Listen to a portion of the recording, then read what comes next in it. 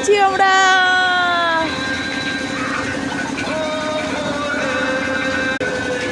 দেখো আমার সাথে উঠেছে একটা বৌদি,